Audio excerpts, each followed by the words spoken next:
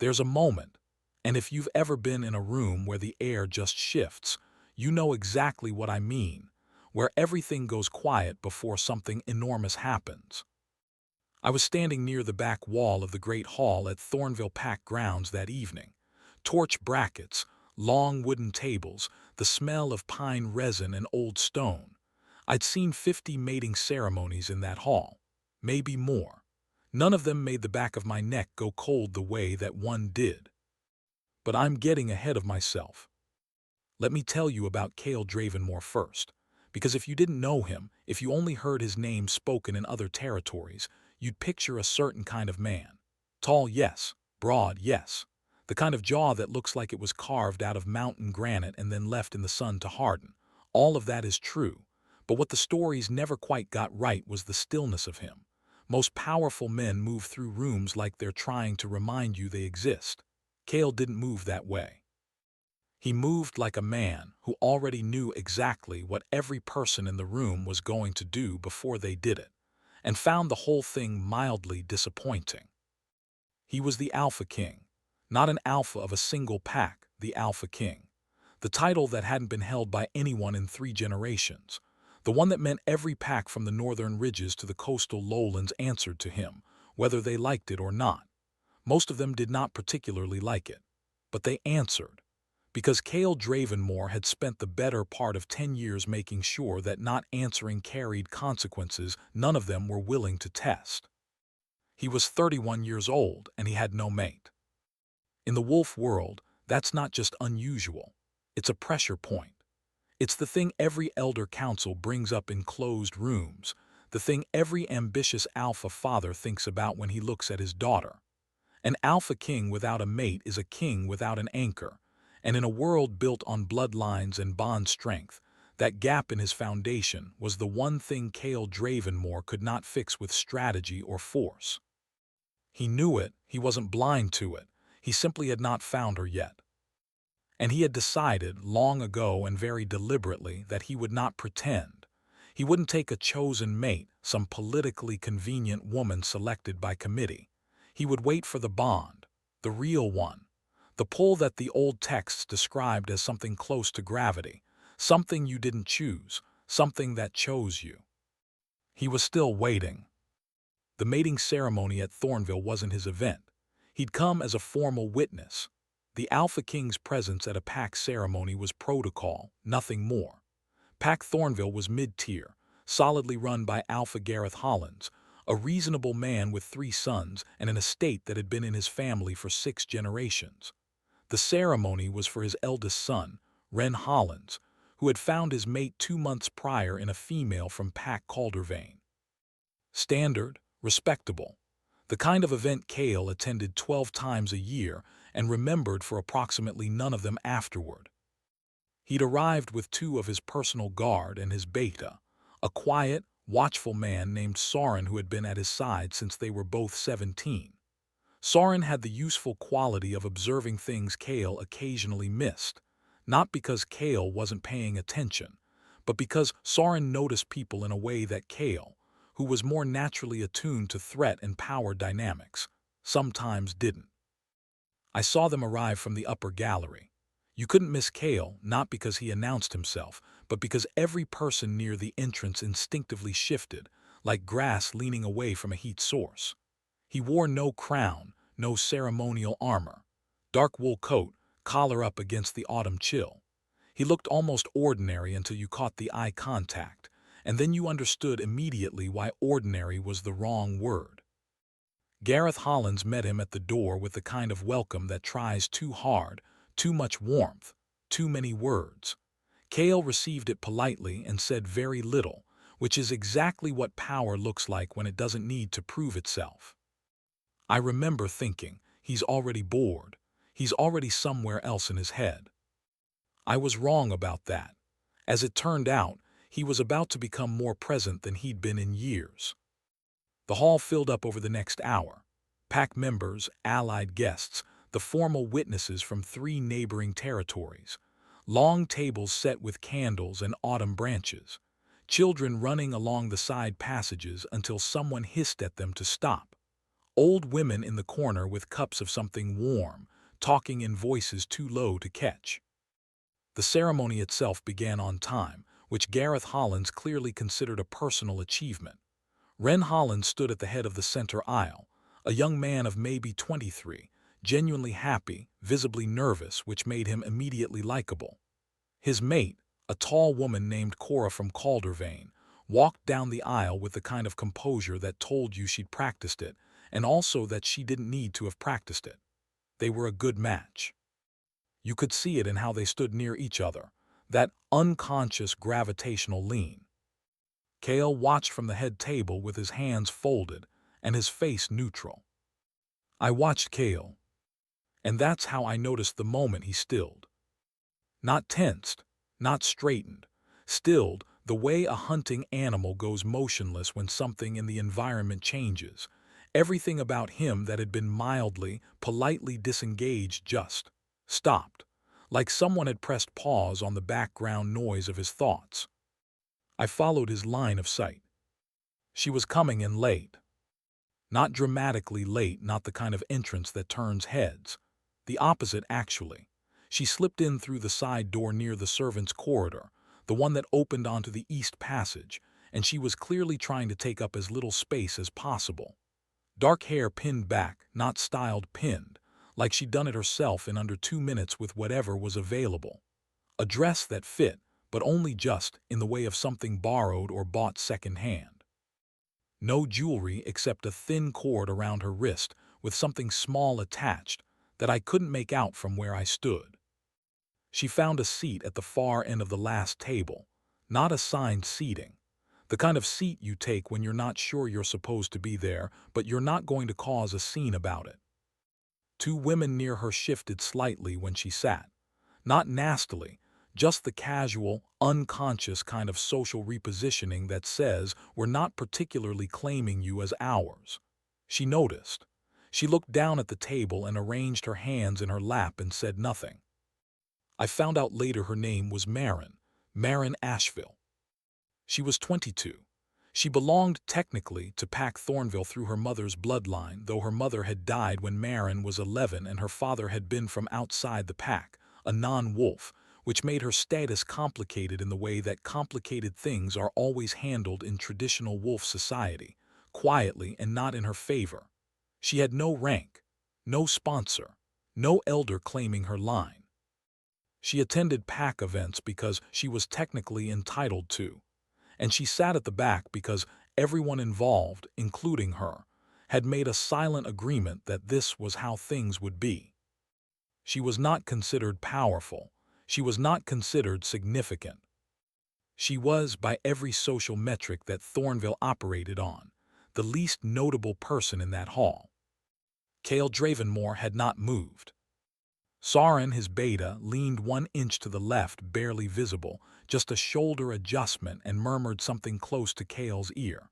I couldn't hear it, but I saw Cale's jaw shift, saw the way his fingers, still folded on the table, pressed slightly against each other. He turned his head just enough to look at Soren. Soren looked back at him with an expression I would describe as carefully saying nothing while saying everything. The ceremony continued. Ren and Cora exchanged the binding words, pressed their wrists together for the seal, and the hall erupted in the kind of warm, genuine applause that only happens when people actually like the couple.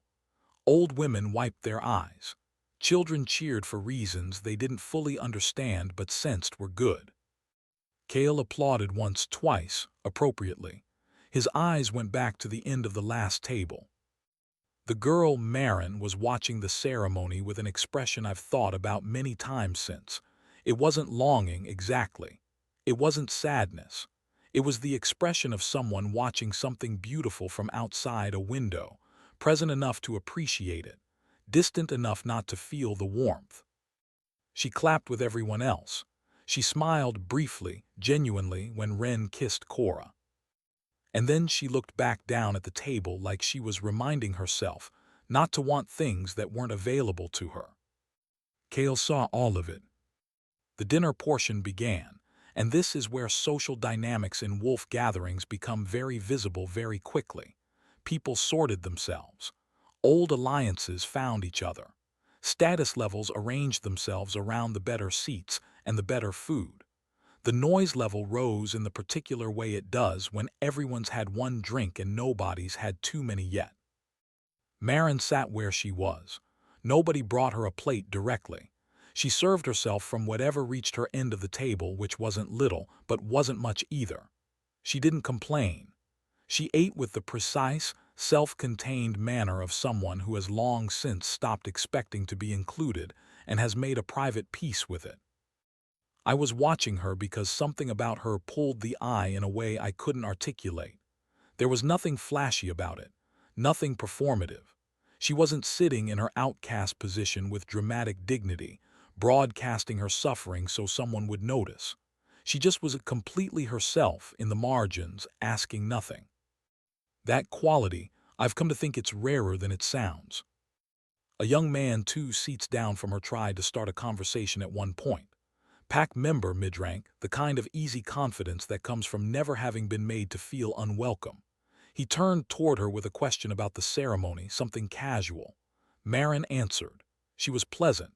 She even laughed at something he said, a real laugh, short and a little surprised, like she hadn't expected to find anything funny tonight. He responded warmly. Then someone to his left touched his arm and redirected him into a different conversation, the way friends do when they want to absorb you back into the group. He turned away without thinking. And just like that, Marin's small window of belonging closed again. She folded her hands back in her lap, looked at nothing in particular. That's when I noticed Cale had moved. Not to her table, not directly.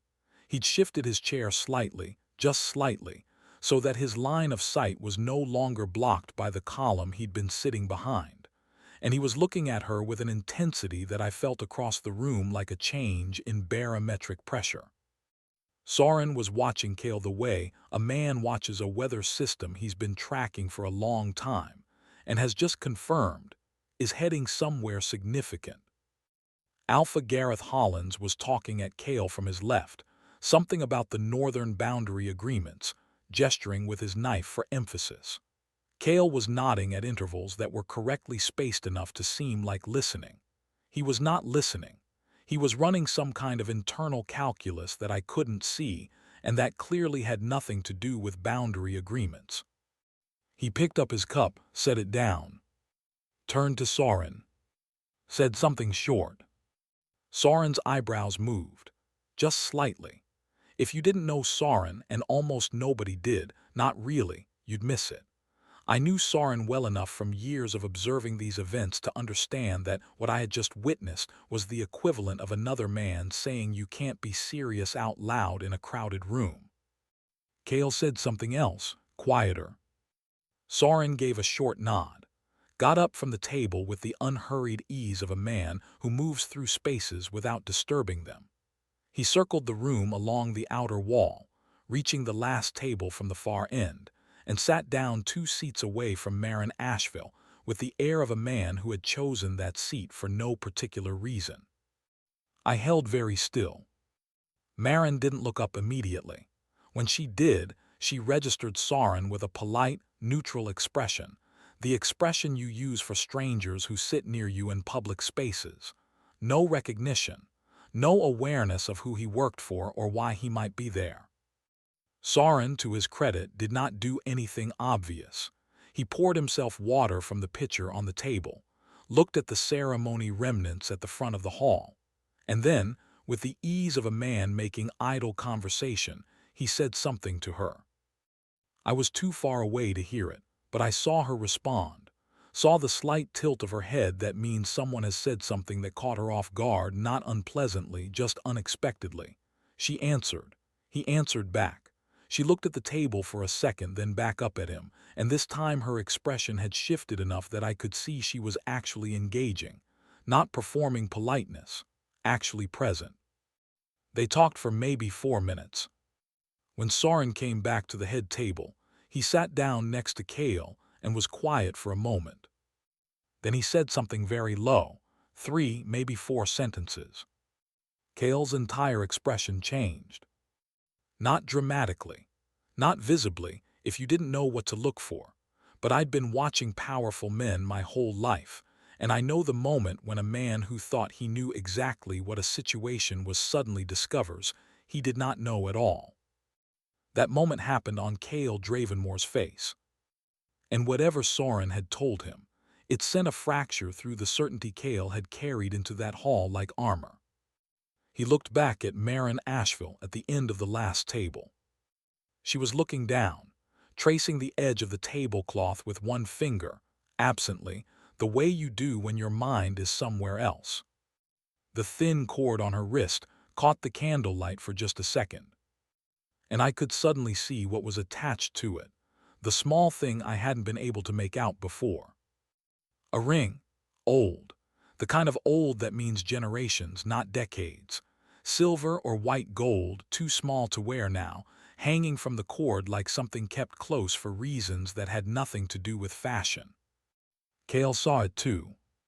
He went very, very still again. And this time, the stillness meant something different than it had at the beginning of the evening. There is a particular quality to secrets that have been kept for a long time. They don't stay inert. They accumulate weight the way stone accumulates heat, slowly, invisibly, until the day you touch it and discover it's burning.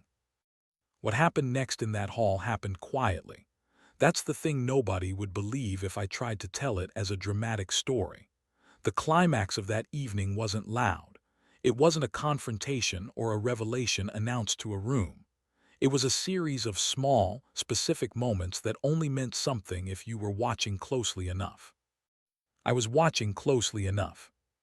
After Soren returned to his seat and delivered whatever information had changed Cale's expression, the Alpha King sat with it for about 20 minutes. That sounds passive, but it wasn't. I've seen men deliberate before the fidgeting, the leaning, the way uncertainty makes people reach for their cups even when they're not thirsty. Cale did none of that. He sat completely composed and completely occupied, running something through his mind with the same focused precision he probably applied to military strategy and territorial disputes. He ate the rest of his dinner, answered Gareth Holland's questions about the northern boundaries with enough detail to make clear he'd been paying more attention than he appeared. He nodded at the right people when toasts were made. Nobody at the head table would have known anything had shifted. But Soren kept glancing at him, and Soren's glances had the look of a man waiting for a decision that he wasn't sure he could predict.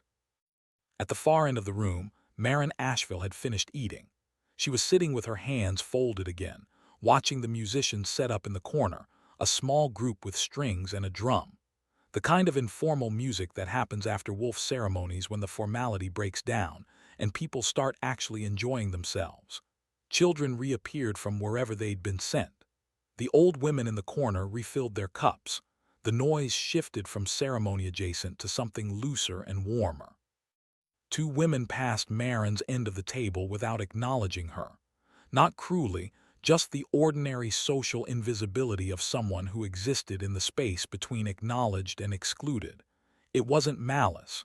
It was almost worse than malice, because at least malice would have required them to think about her. This was just absence. She was used to it. That was the thing. She was so used to it that she had built a whole interior life that didn't require their acknowledgement to function.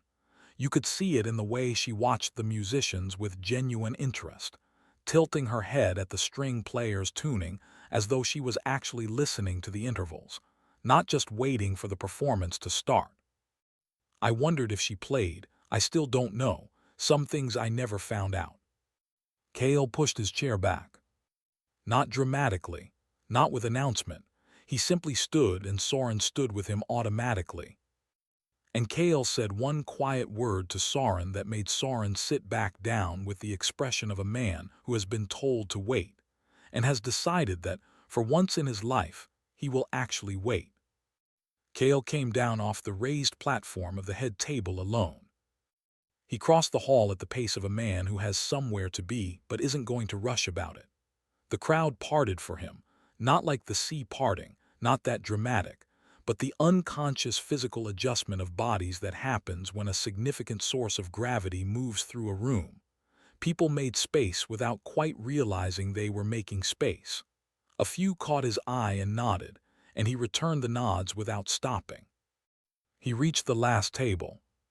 He pulled out the chair directly across from Marin Asheville and sat down. She didn't see him coming because she was watching the musicians. The chair scraping pulled her attention and she turned, and I watched the recognition hit her in sequence. First the coat, fine quality, dark. Then the face, which told her nothing specific. Then the way he sat in a chair, which told her everything. Because there's a posture that powerful men have that isn't arrogance but is its own distinct thing. An absolute certainty of occupying space. And Marin had spent enough years on the margins of pack gatherings to read it instantly. She straightened, not in a frightened way, more the adjustment you make when you understand the conversation you're about to have has higher stakes than the one you were expecting. "The Alpha King," she said, not a question, not breathless, just nomming what she was seeing. "Marin Asheville," he said. That stopped her, because he shouldn't have known her name. She wasn't significant enough for the Alpha King to have been briefed on. She wasn't on any guest list that would have come to his attention. For him to know her name meant something specific and deliberate. She processed this. Her hands, still folded on the table, stayed folded. She didn't fidget. I'll say this for her, whatever Marin Asheville was made of, it wasn't the kind that came undone in high-pressure moments. "Should I know why you know my name?" she asked. "Not yet," Cale said. That "not yet" is one of the things I've replayed in my memory more times than I can count. Not because it was romantic, though I suppose it was, in a restrained, unflashy way. Because of what it contained.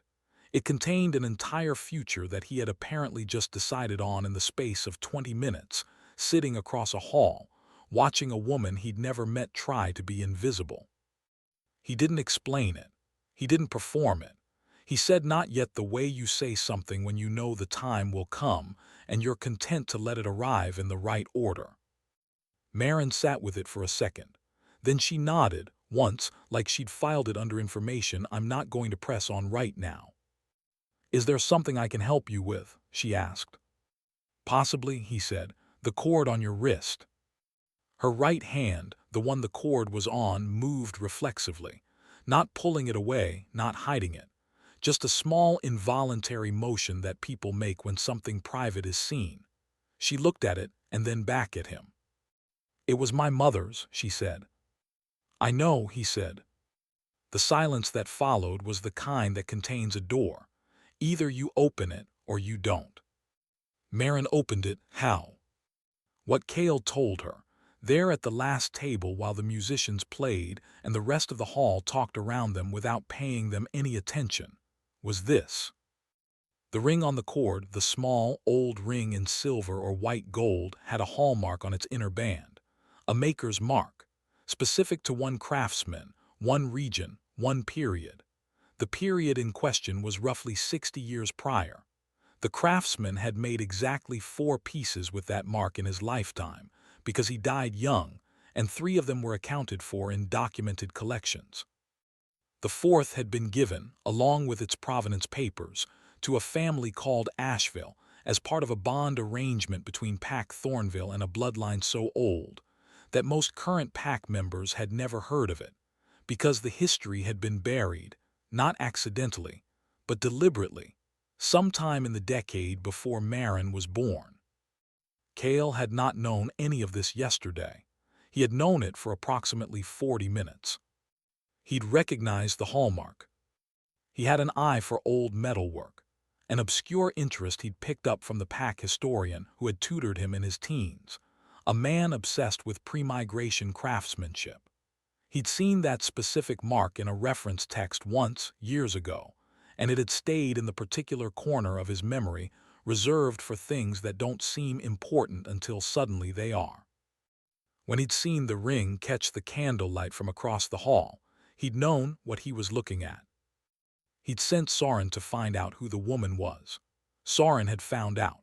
had also found out through 4 minutes of careful conversation that Marin knew almost nothing about her mother's history, had never been told, had grown up with the ring because her mother pressed it into her hand 2 days before she died and said, "Keep this close. Don't let anyone take it. Someday it will matter." Marin had kept it close for 11 years without knowing why. She was very still while he told her this. The kind of still that isn't calm, the kind that is the body's way of buying time for the mind to catch up. When he finished, she looked at the ring. "Are you telling me," she said slowly, "that my mother knew something that nobody in this pack ever told me?" "Yes," Cale said. "About my own bloodline?" "Yes." She was quiet for a moment. Why would they do that? Her voice was even. But underneath the evenness was something that had been living there for 11 years. The particular ache of not being claimed, not being seen, sitting at the back of rooms where everyone else seemed to belong and you did not. Cale was quiet for a second before he answered. He gave it the weight it deserved. "Because your bloodline isn't minor," he said. "It's foundational, old enough that certain people in certain positions would find it significantly inconvenient if it were widely known." Marin looked at him. "Foundational to what?" "To the original Thornville land grant," he said, "and to 3 territorial agreements that are still active today, one of which governs succession protocol." He paused. "For the Alpha King's seat." The musicians were playing something in a minor key now. Gentle, but with an undertow. The hall around them continued its warm, ordinary celebration. Marin sat very still and looked at the ring on the cord on her wrist. Then she looked at Cale Dravenmore. "You're not telling me this just because of land grants," she said. He held her gaze. "No," he said, "I'm not. This is the part where I want to be careful about what I say, because I think there's a version of this story that would make it simple. A version where it's just fate, just the bond, the inexorable pull of 2 people who were always going to find each other. That version is easier. It's cleaner. It skips over the more complicated truth, which is that what happened in that hall was not just supernatural and not just political. It was both of those things at the same time, which made it messier and, I think, more real. Because Cale Dravenmore, sitting across from Marin Asheville, was experiencing something that he hadn't expected to experience that evening or possibly ever. The bond pull that he'd been waiting for, that he had privately begun to doubt was going to come to him at all, quiet and insistent, like a compass needle finding north. That part wasn't something he chose or analyzed. It just was. But he was also a man who had ruled a kingdom for 10 years by being honest about the things other people preferred to leave comfortable and vague. And so he was also thinking, with the part of his mind that never fully stopped working. This woman has been kept ignorant of her own significance by people who were supposed to protect her, in a community where she has spent years being made to feel like she had no place. And the ring that tells me exactly who she is has been hanging around her wrist the whole time, in this same hall, and not one person here thought it worth noticing. The anger, I think, was quiet but substantial. He kept it out of his face, but I saw it for a second in the way his jaw set. Marin saw it too. She was observant in ways that people who'd spent years being overlooked tended to be, attuned to small changes in atmosphere, small shifts in expression, because those small things had always mattered when the big ones were never offered to you. "You're angry," she said. "Yes," he said. "Not at me." "No," he said, "not at you." She nodded. Something in her settled slightly, like a tension she'd been carrying in her shoulders for the length of the conversation had released a fraction of an inch. Not trust, not yet, but the absence of the particular wariness that comes from not being sure if you're the one in trouble. "What happens now?" she asked. He told her he would need to see the ring's provenance papers, if they existed, and he believed they did, because his mother's historian had referenced a document transfer to Thornville in the records Cale had in his personal archive that had never been fully cross-referenced. He would need to verify what he believed he already knew.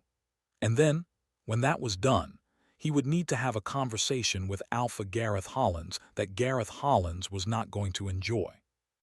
He did not tell her about the bond pull, not that night. He didn't think it was the right moment, which was, I have come to believe, one of the few genuinely wise decisions that anyone made in that hall during that entire evening. Because Marin had just been handed an enormous amount of information about herself that she'd been denied for 11 years. Arriving at also, "You're fated to be my mate" in the same conversation would have been too much, even if it was true. Even if she would have eventually needed to know. Some things are better offered one at a time. What he did say was, "For tonight, you don't need to do anything, but I need you to tell me one thing." She waited. "Is there anyone in this pack," he said, "who treated you with genuine care, who you'd trust with information that was important?" Marin thought about it. Genuinely thought, not the reflexive "oh of course" that people say when they don't want to admit they're alone, but actual consideration. "One person," she finally said. "An old woman named Petra. She knew my mother." Kale nodded. "Find her tonight, stay near her. I'll send Soren to you before you leave." Marin looked at him for a long moment. "You're taking this very seriously," she said. "Yes." "Why?" He was quiet, and then, carefully, he said, "Because you deserve to have it taken seriously a long time ago." Something moved across her face. It wasn't gratitude exactly. It was more complicated than gratitude, the expression of someone who has received something they needed so much that they're not entirely sure how to hold it without breaking it. She pressed her lips together, looked away for a second, looked back. "All right," she said. She stood, smoothed the front of her borrowed dress, squared her shoulders in that particular way of someone who has spent years doing the small act of self-possession before walking back into rooms that don't save them seats. "I'll find Petra," she said. And she walked away from the last table and into the warm, oblivious crowd of the celebration, and within 30 seconds she disappeared from sight the way she'd arrived, quietly, without announcement. Kale watched the space where she'd been for a moment. Then he stood. Soren materialized at his elbow from approximately nowhere, in the way that Soren had, and said something very low. Kale said, "I need to speak with Gareth Hollins, tonight, privately." Soren said something else. "No," Kale said, "it won't wait." He crossed the hall back toward the head table, and as he moved, I saw his hands close briefly at his sides, not in anger, not quite, but in the specific physical expression of someone who has just made a decision that is going to require them to dismantle something that has been standing for a long time. The music was still playing. The celebration continued. Nobody in that hall had any idea what had just happened at the last table. But the thing that had been kept buried was already beginning, quietly and inevitably, to surface. I've thought about the order of things a lot since that night, about which domino tips first and which ones follow, because it didn't happen the way stories usually go, with a big confrontation and a room full of witnesses and someone exposed in front of everyone who wronged them. The real reckoning was quieter, and in some ways colder, and I think that's what made it stick. Kale Dravenmore's private conversation with Alpha Gareth Hollins took place in Hollins' study, off the main hall, about an hour after Kale crossed back to the head table. I wasn't in the room for it. Nobody was, except the two of them and Soren standing outside the closed door. What I know of it came later, and came in pieces, from people whose business it eventually became to know. What I know is this. Kale came in with the name, the ring, the hallmark, and the specific territorial document reference. He had, in that hour while he appeared to be finishing his wine and making polite conversation, sent a message by writer to his archive staff at Thornville's border garrison, the small force stationed there for the Alpha King's visits. His personal historian was in that garrison.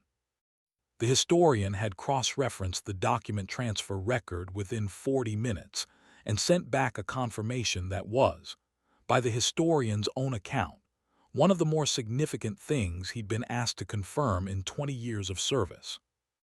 Cale laid it in front of Gareth Hollins. The Asheville bloodline predated the current Thornville pack structure by at least 3 generations. The original Thornville land grant, the one that established Pack Thornville's territorial claim as legally binding under the Alpha King's governing charter, had been co-signed by an Asheville elder as a witness of standing.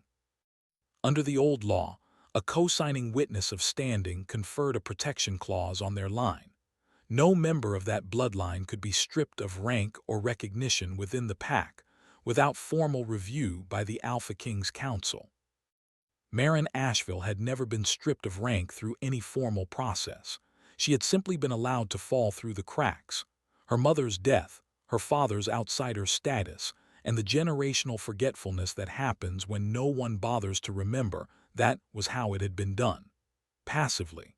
Nobody in the current Thornville leadership had probably even thought of it as a decision. It was just the way things were. But the protection clause didn't care how it happened. It cared that it had. Gareth Hollins, by all accounts, went pale. I heard secondhand from one of the servants who brought tea to the study and was waved out before the real conversation began, but caught the opening, that Gareth didn't try to deny it. He wasn't a dishonest man, exactly. He was a man who had inherited a pack with its history intact and its inconveniences quietly managed, and who had never looked too hard at the corners because the main rooms were in good enough order. He said something like, "I didn't know the full extent of it." And Cale said something like, "That's likely true. It doesn't change what needs to happen now." What needed to happen now was formal reinstatement. The protection clause, once triggered, required a pack assembly, not a celebration, not a quiet administrative note. An actual assembly with witnesses where Marin Asheville standing within Pack Thornville was formally and publicly recognized. Everything that had been allowed to fade had to be specifically, allowed, restored. Gareth Hollins would have to stand in front of his pack and do it himself. The conversation apparently lasted about 40 minutes. When Cale came out, Soren said his expression was the particular kind of composed that you get when you've won something that needed winning and don't feel like celebrating. Marin, meanwhile, had found Petra. The old woman was in the corner where the old women had been all evening, but now the others had drifted away, and it was just Petra with her cup, watching the dancing that had started in the middle of the hall with the particular expression of someone who has seen a great many dances and finds them all, on balance, pleasant.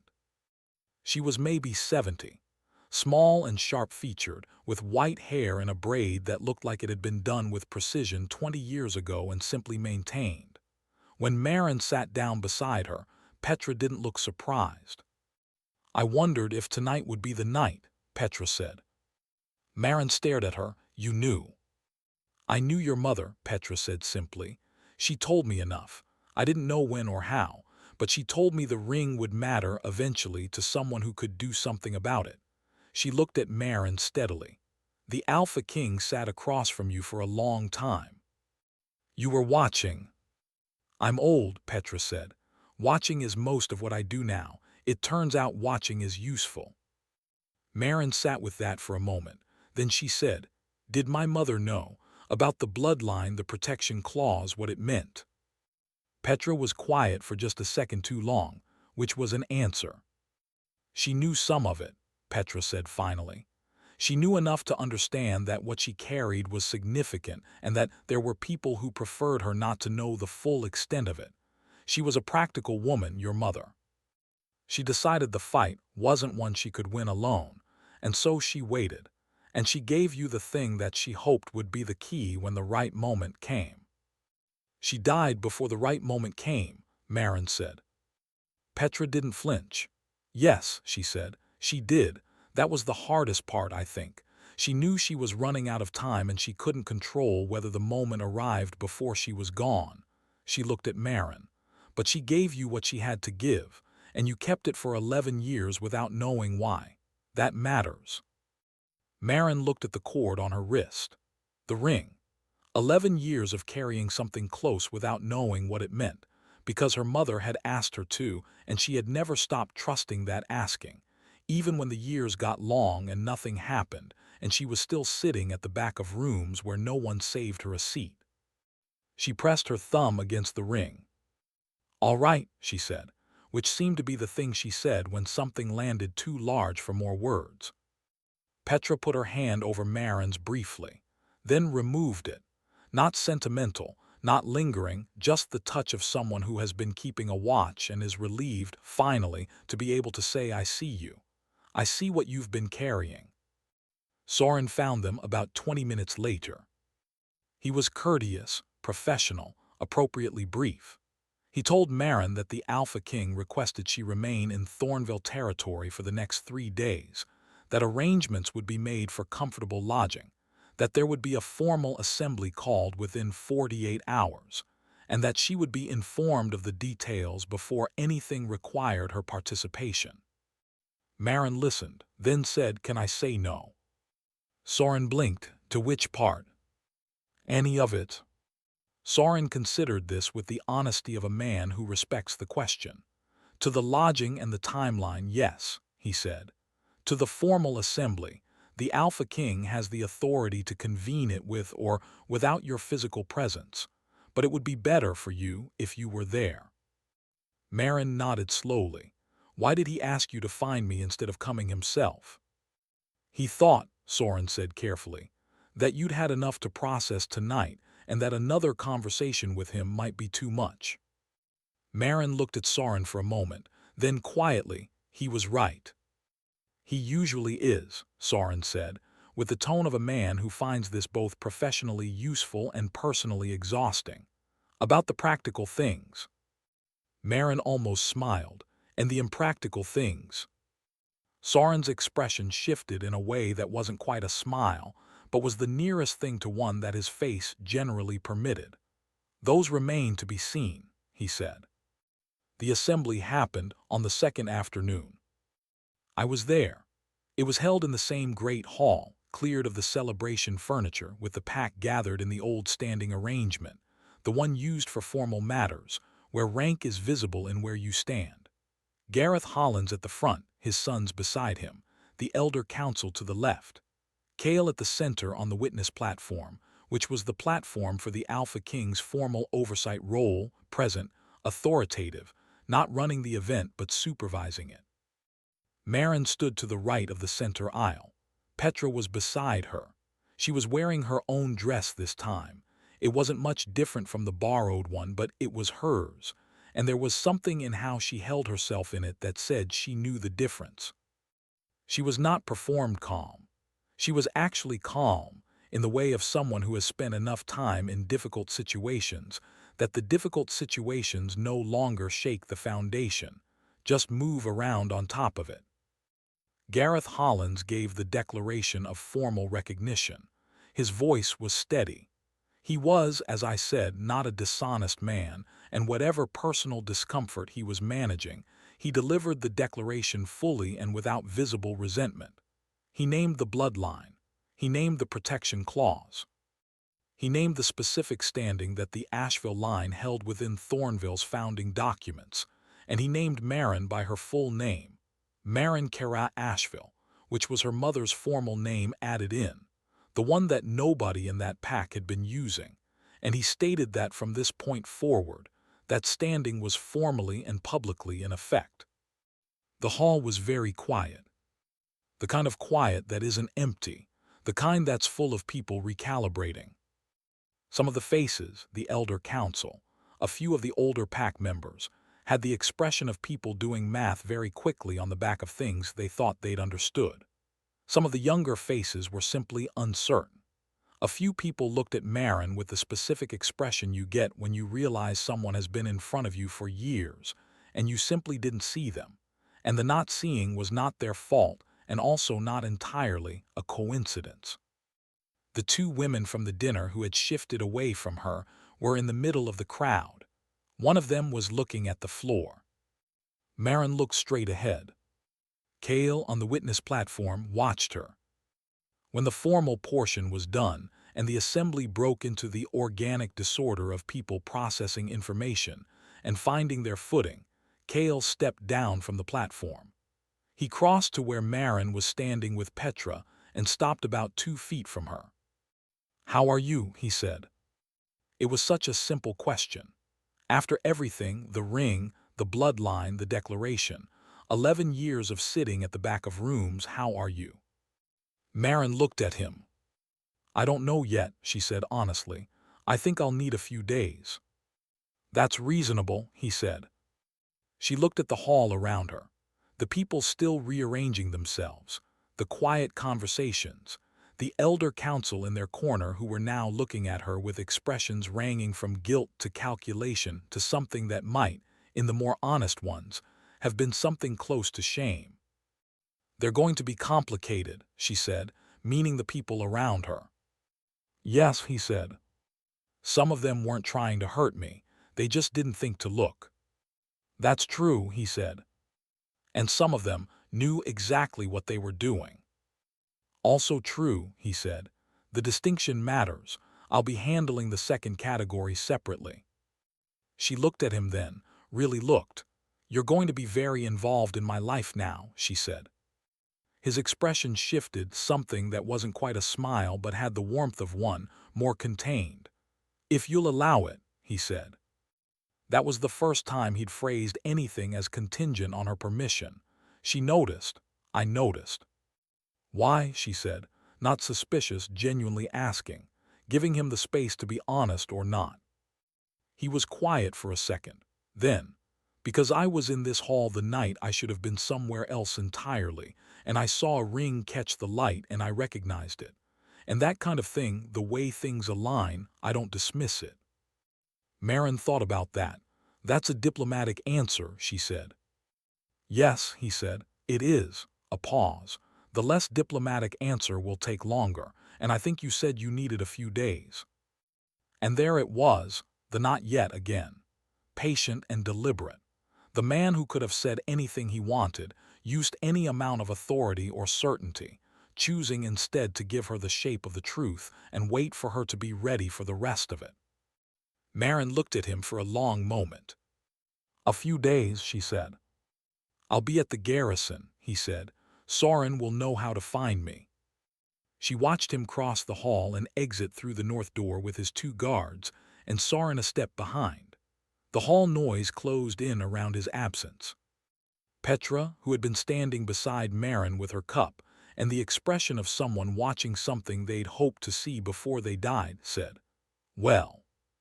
"Well," Marin agreed. "You're not what I expected," Petra said. Meaning, I think, not Marin specifically but the whole arc of things. The unexpected way a mother's quiet act of faith had held its shape through 11 years and arrived here, in this hall in this moment. Marin looked down at the ring on the cord on her wrist. The small, old ring that had been a mystery and a comfort and a weight and, all along, a door. She knew, Marin said quietly. She couldn't see how, but she knew it would matter. "Yes," Petra said, she did. 3 days later, Marin walked to the garrison at the western edge of Thornville territory. It was early morning. The autumn light was slanted and clean, the kind that makes everything look like it means something. The trees were turning red and amber and the dark gold that only lasts about a week before the cold takes it. She found Kale in the yard outside the main building. He was talking with 2 of his border commanders, something about the patrol schedule. And when he saw her coming, he finished the sentence he was in the middle of, and then turned to face her with the full attention of a man who had been waiting for something, and was now very still. She stopped in front of him. "You said the less diplomatic answer would take longer," she said. "Yes," he said. "I have time," she said. What he told her, that morning in the garrison yard with the autumn light coming down and the patrol commanders finding somewhere else to be very quickly, was the rest of it. The bond. What it meant to him, and what it didn't mean, that it wasn't a claim, that it wasn't something that took choice away from her, that he wasn't going to use the pull of it as though it were permission. He was a man who believed in the thing, the old weight of it, But he was also a man who had watched the bond be used as an excuse for possession more than once and found it repugnant every time. The bond told him she was his equal. It didn't tell him she owed him anything. He said all of this plainly, without performance. Marin listened. Her hands were in the pockets of her coat. Her eyes were on his face the whole time, reading it the way she read everything, carefully, with the attention of someone who had learned not to trust the first version of things. When he finished, she was quiet for a moment. "You expected plain and unwanted," she said. He looked at her steadily. "I expected nothing," he said. "I've been waiting long enough that I'd stopped predicting what she'd be." "But if someone had told you," Marin said, "if someone had said, the one you're waiting for is a girl with no rank and a borrowed dress sitting at the back of a hall where nobody saved her a seat, would you have believed it?" He thought about it. Actually thought didn't give her the easy answer. "I don't know," he said. "Probably I'd have believed it was possible. Whether I'd have understood it, really understood what it meant, I'm not sure I would have until I saw it." She nodded slowly. "That's an honest answer." "I try," he said. She looked at the cord on her wrist, the ring, the small, old, patient thing. "She gave this to me," Marin said, "because she couldn't stay, and she couldn't fix it herself, and she needed to give me something that would hold the door open until someone came who could." She looked up at him. "I've been carrying a door for 11 years. "Yes," he said. "I'd like to know what's on the other side of it. And that is where I leave them. Not at the resolution of everything. Because the complications Marin named were real, the Elder Council required managing, the documentation process took months, and there were people in Thornville who needed to reckon with what they had allowed to happen in their comfortable, well-managed, unreflective pack. None of that was simple, none of it was clean. But this is where I leave them. In a garrison yard in the early autumn light, two people who had found each other by way of a ring and a hallmark, and a hall where one of them had been invisible for years. A king who had waited long enough to know what waiting meant, and a woman who had carried a door for 11 years without knowing it was a door. The bond was there, quiet and patient the way real things tend to be. The history was there, about to be pulled out of the dark and held up to the light. The complications were there ahead of them, requiring navigation. And Marin Asheville, who had spent the better part of her life being left out of the room, was standing in the open air with her hands in her pockets and the cord on her wrist, looking at the face of the man who had crossed a hall to sit across from her, not because she was powerful or significant or known to him, but because a ring caught the light. And he looked. Some things are so simple on the surface and so vast underneath. A ring on a cord, a name that nobody used, a seat at the back of a table, a man who paid attention when nobody expected him to. The world doesn't always right itself, but sometimes the thing that was buried finds its way up through the layers anyway, patient, intact, still carrying everything it always carried, because one person in one moment finally thought to look.